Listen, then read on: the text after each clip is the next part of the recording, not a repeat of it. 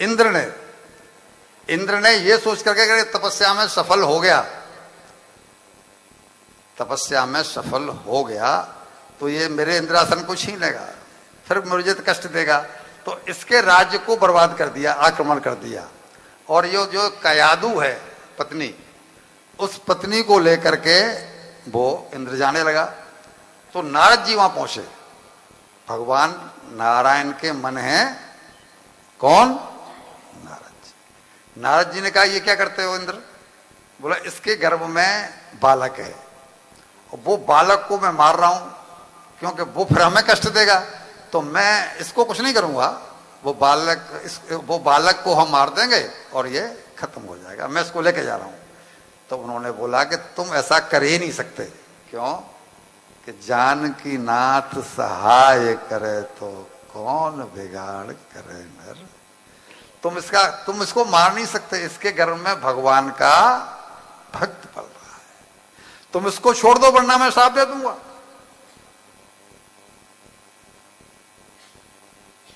तुम्हारी हिम्मत नहीं इसको। तो उसने कयादू को छोड़ दिया। अब राज्य को तो पूरे को नष्ट कर दिया उसने, देवता लोगों ने, क्योंकि वो था नहीं वहां पर। जब वो वापस लौट गए तो नारद जी से ये कयादू बोले कि भगवान मेरा क्या होगा, अब मैं कहां जाऊं? राज्य तो उसने नष्ट कर दिया सब देवताओं ने। तब इन्होंने कहा कि तुम मेरे साथ चलो। नारद जी इसको अपने आश्रम में लेकर के गए। कयादू यानी प्रहलाद जी की मां को। वहां नारद जी जो उपदेश देते थे, मैं अब दूसरी बात बहुओं को दूसरी बात, बेटियों को दूसरी बात आना जाता हूं।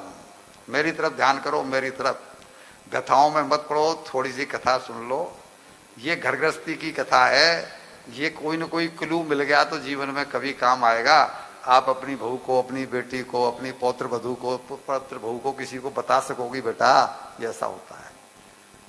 नारद जी वहां उपदेश करते। नारद जी तो अपनी श्वासों को बर्बाद करते नहीं।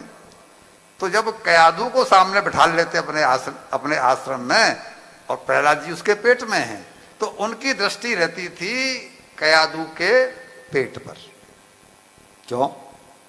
क्यों मीनू?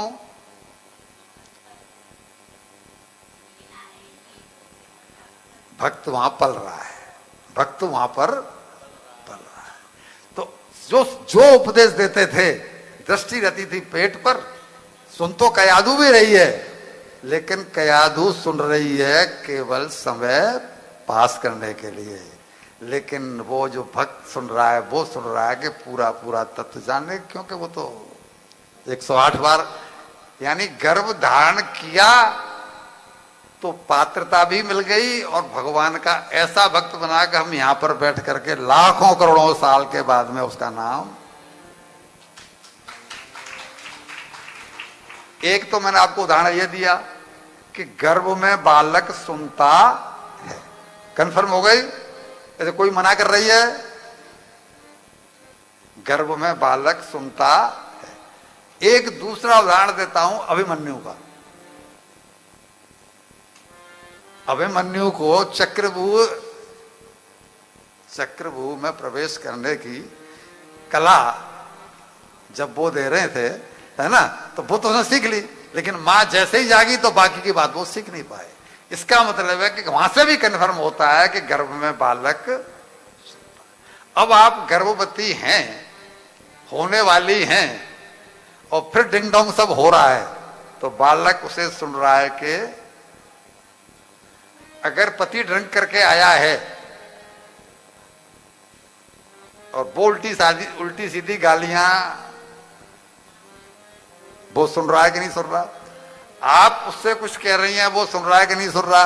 तो इसका परिणाम क्या होगा? ऐसी बातों का ध्यान हर वक्ता इसलिए नहीं देता कि इसके लिए समय चाहिए। ये प्रभु जी मुझे बार बार उंगली कर रहे हैं, पर मैं समझ रहा हूं कि मेरी बहन बेटियों के मतलब की बात तो ये है। ये मर गया, वो मर गया, उसके ये हुए, उसके वो हुए, इसको सुनाने में तो समय तो उतना ही है। उसे चाहे ये सुना लो, चाहे तो जब 10,000 वर्ष पूरे हुए उधर, तो नारद जी ब्रह्मा जी पहुंचे हिरण्यकश्यप के पास और बोले बेटा तेरी तपस्या पूर्ण हो गई है, अब तुम वरदान मांगो, तुम्हें जो चाहिए वो वरदान मैं तुम्हें देता हूं। तब इसने मांगा है